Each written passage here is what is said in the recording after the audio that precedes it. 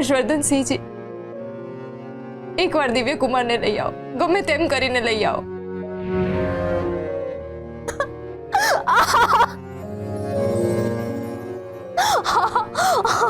અનિલબેન, હું તમને વચન આપું છું કે હું દિવ્ય કુમારને તમારી સામે હાજર કરીને રહીશ. બેટા પ્લીઝ તમે લોકો બહાર જશો, મને એને ચેક કરી લેવા દો. મમ્મી, બેટા ડોક્ટર આવ્યા છે, હું બહાર જ છું. શાંતિ. Relax relax. હા,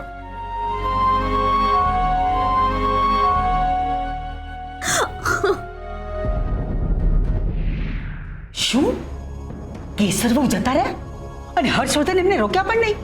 ના, કેસરને જવા દીધી અને આપણને ખાસ કરીને તમને જણાવ્યું પણ નહીં કે પૂછ્યું પણ નહીં.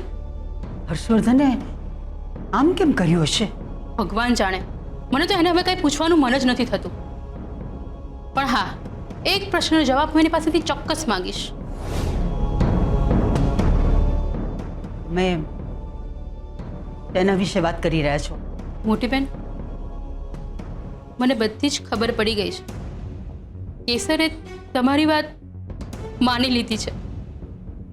મોટી બેન, હું એકવાર વેદિકાને એના વર્તન માટે માફ કરી શકું છું, કારણ કે એનો સ્વભાવ છે. હું એકવાર તમને પણ માફ કરી શકું છું, કારણ કે તમારા માટે માણસ કરતાં આ ઘરની પ્રતિષ્ઠા વધારે મહત્વની છે. પણ હર્ષને હું માફ નહીં કરી શકું, કારણ કે આટલો કઠોર નથી.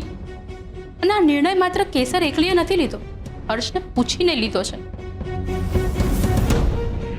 અમે તો ફક્ત એટલું જ કહીએ છીએ કે તમે ઘરે આવો અને કેસર બહુ તમને કાંઈ પણ પૂછે તો તમારે ફક્ત એટલું જ કહેવાનું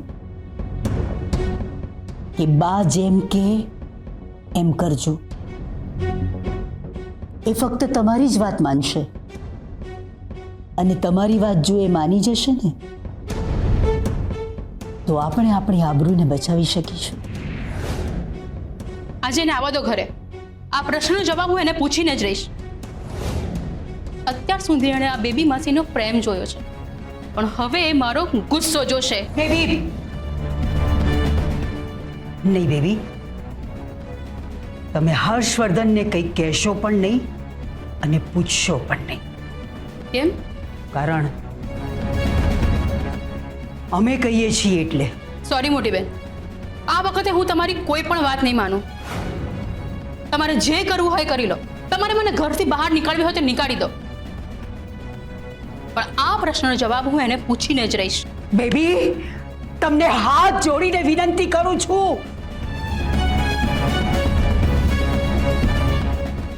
અમે કહીએ છીએ તમને, પણ તમે હર્ષવર્ધનને આ વાત નહીં કરતા. પણ કેમ? એ અમે તમને નહીં કહી શકીએ. એટલે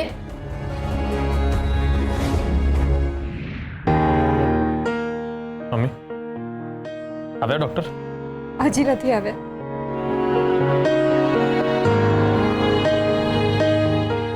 પેશન્ટની કન્ડિશન થોડી ક્રિટિકલ છે. પણ નક્કી શું થયું છે ડોક્ટર? પેઇન બંધ જ નથી થઈ રહ્યું. સિઝેરિયન કરાવવું પડશે. સિઝેરિયન? હા, બાળકની પોઝિશન જરા ક્રિટિકલ થઈ ગઈ છે.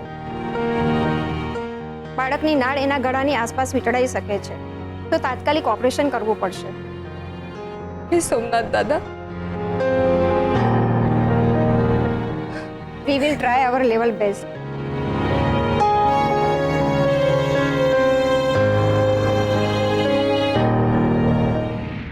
અમરબેન વનરાજસિંહ, મોટી બેન નહીં કહું, કારણ કે હું હર્ષ સાથે વાત ના કરું એમાં ચોક્કસ તમારો કોઈ હેતુ છુપાયેલો છે. સાચી વાત છે ને અમરબેન વનરાજસિંહ? બેબી, મને તમારો હેતુ કહેવાનો હોય ને તો જ વાત કરો, બાકી નહીં.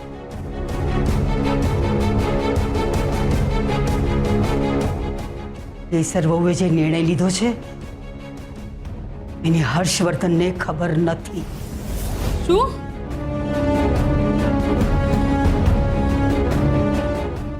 તમને નથી લાગતું કે આ વાતની ખબર હર્ષવર્ધનને હોવી જોઈએ?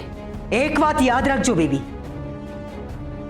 જો આ વાત તમે હર્ષવર્ધનને કહેશો કે પૂછશો તો તમે તમારી આ મોટી બેન, તમે અમારું મરેલું મોઢું જોશો.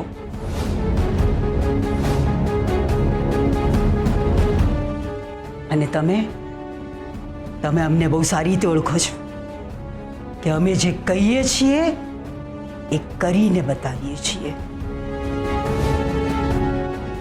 અને તમે અમારા હેતુ વિશે પૂછતા હતા ને, તો અમારો હેતુ ફક્ત હર્ષવર્ધન અને આ ઘરના સભ્યોને બચાવવાનો હતો, બાકી બીજો કોઈ હેતુ નથી.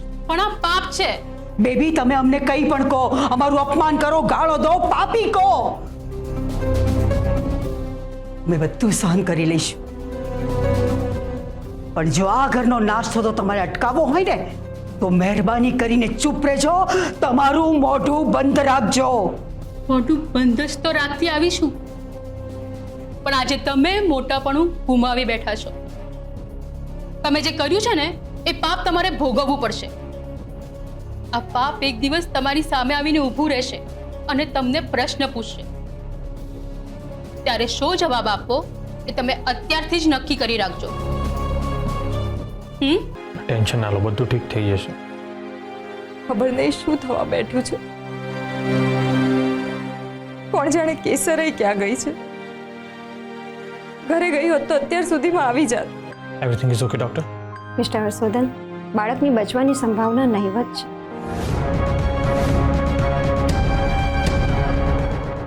પણ જો એ બચી જશે ને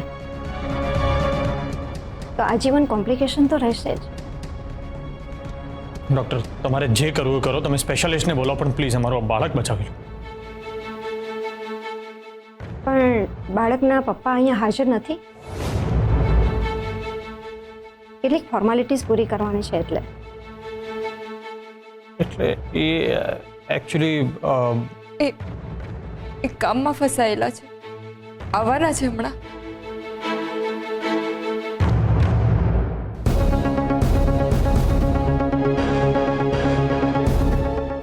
પણ ડોક્ટર, તમારે જે કંઈ ફોર્માલિટીઝ કરવાની મને કહો, હું કરી લઈશ. પ્લીઝ મારું બાળક બચાવી લો. We will try our best. Please madam.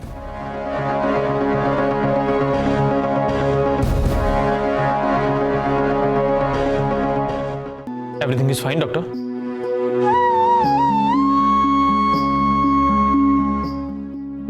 બોલો ને ડોક્ટર, બાળક કેમ છે? Mister Harshvardhan,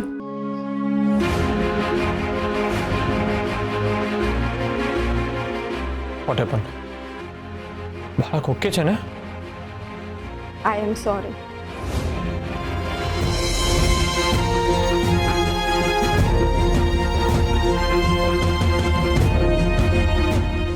vote sorry?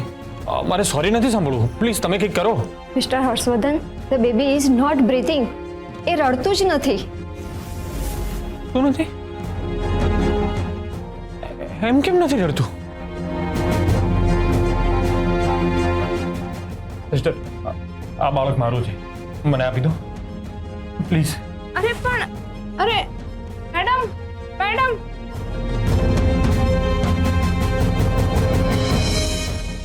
એ જુનિયર દિવ્ય, આ બધું શું છે? હા, હું શું જવાબ આપીશ તારા પપ્પાને?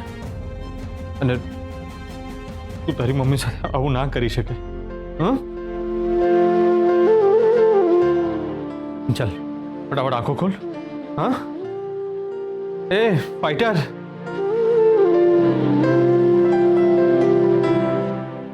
તને ખબર છે તારી મમ્મીએ કેટલું ધ્યાન રાખ્યું છે તારું? હા, તારી માટે કેટલું સહન કર્યું છે, તો એમની સાથે આવું કરી? હા,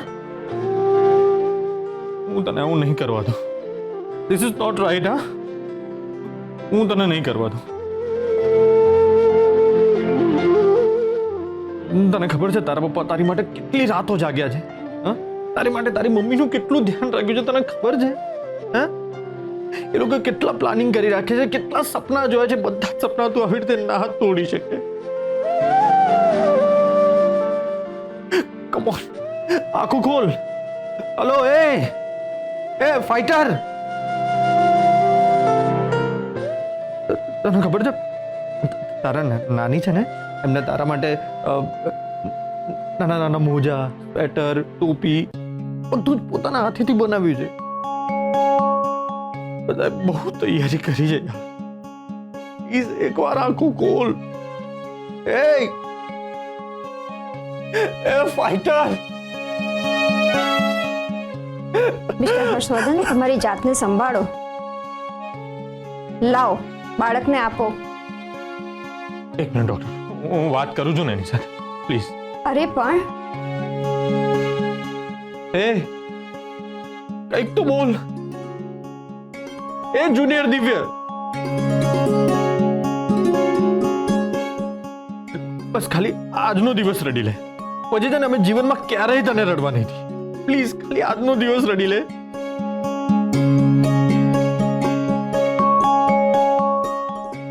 અરે આટલી વાત નહીં માને. હા,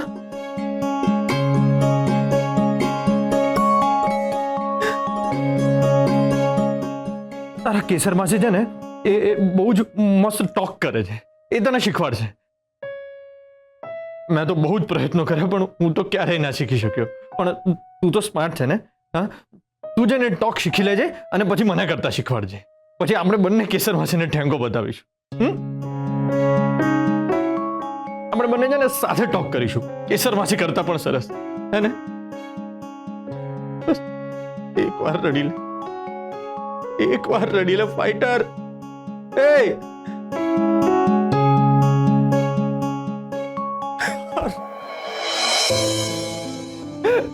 ફાઇટર.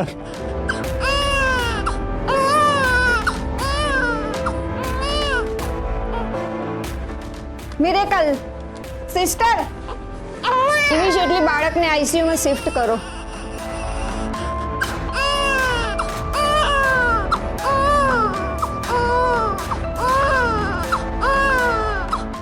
મિસ્ટર હર્ષવર્ધન, એને માત્ર બ્રીથિંગની જ પ્રોબ્લેમ છે. એ સર્વાઈવ કરી જશે.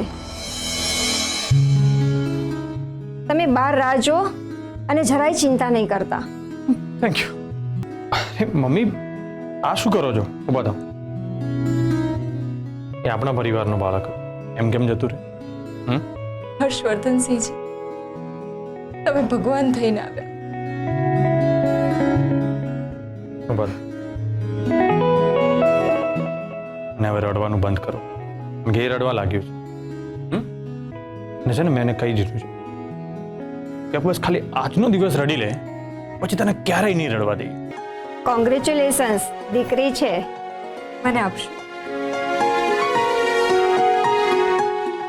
પછી તરત જ સિસ્ટરને આપી દેજો. અમારે બાળકને ઇન્ક્યુબેટરમાં મૂકવી પડશે.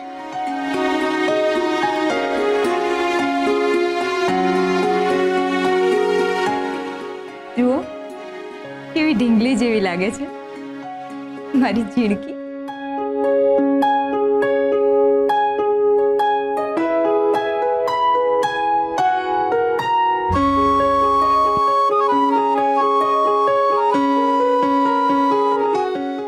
કેસર,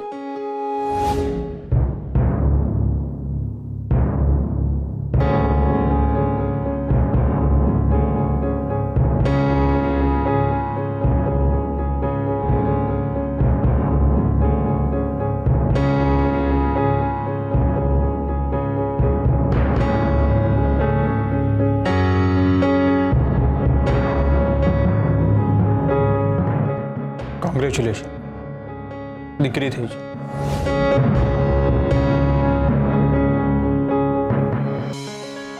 કેવું છે હવે? સરસ, સારું છે. હવે મમ્મી સાચું જ કહે છે કે તમે ભગવાનનું રૂપ છો. એણે બધું જ કહ્યું કે તમે મારી દીકરીને કેવી રીતે બચાવી. તમે ફક્ત મારી દીકરીને નથી બચાવી, પણ તમે મારા અને દિવ્યના સપનાને બચાવી દીધા છે. અરે ના ના અનેરીબેન, મેં હું કાંઈ નથી કર્યું. હા તો તમારી મોટાઈ છે હર્ષવર્ધનસિંહજી. અમે તમારી સાથે આટલો અન્યાય કર્યો, તેમ છતાં તમે તમારી સારપ નથી છોડતા અને આવું તો એક ભગવાન જ કરી શકે ને. અને માણસ જ રહેવા દો, નહીંતર લોકો પૂજી પૂજીને પથ્થરનો બનાવી દેશે.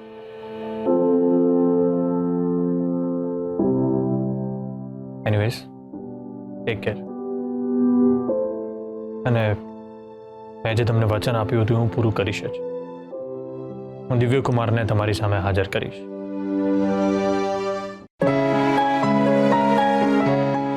ચાલો જાઓ. જય સોમનાથ. જય સોમનાથ.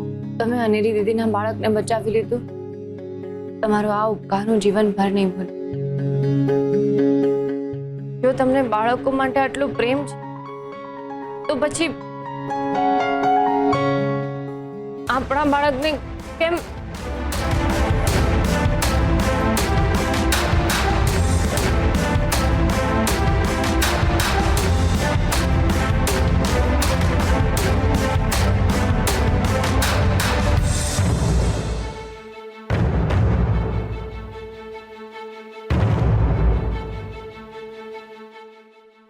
હું કેન્ટીન જાઉં છું. તમારા માટે ચા કોફી કંઈ લાવું?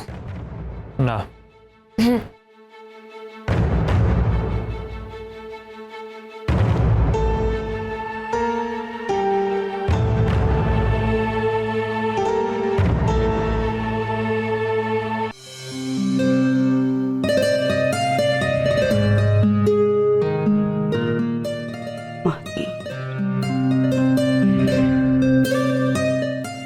અમરબા, હા દશરથભાઈ. અનેરી બેનને ત્યાં દીકરીનો જન્મ થયો છે, એટલે કે નાના શેઠાણીના મોટા બેનને ત્યાં. એમ? સરસ.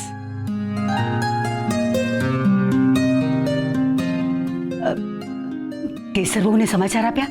હા, એ તો હોસ્પિટલમાં જ છે. સોમનાથ દાદાની કૃપા થઈ કે સલામત છે. શું? તમને પૂછ્યું કે સોમનાથ દાદાની કૃપાથી અનેરીને સારું છે, એ સહી સલામત છે. એમને એમને કાંઈ થયું તો નથી ને? ના ના, સિઝેરિયન કરવું પડ્યું અને બાળકી અને માતાની બંનેની તબિયત સારી છે. સરસ. સોમનાથ દાદાની કૃપા. કેસર બહુ હેમ કેમ એમના ઘરે પહોંચી ગયા. મહાદેવ મહાદેવ. દીદી, કેસર, ક્યાં હતી તું? હું અહીંયા બહાર જ હતી. તું કેમ છે? એકદમ ફર્સ્ટ ક્લાસ. દીદી, મમ્મીએ કહ્યું કે તને બહુ દુખ્યું, બહુ તકલીફ થઈ. હા, થોડું દુખ્યું. આપણા વડીલો એમનેમ થોડી કહે છે કે જ્યારે માં એક બાળકને જન્મ આપે ને ત્યારે માનો બીજો જન્મ થાય છે.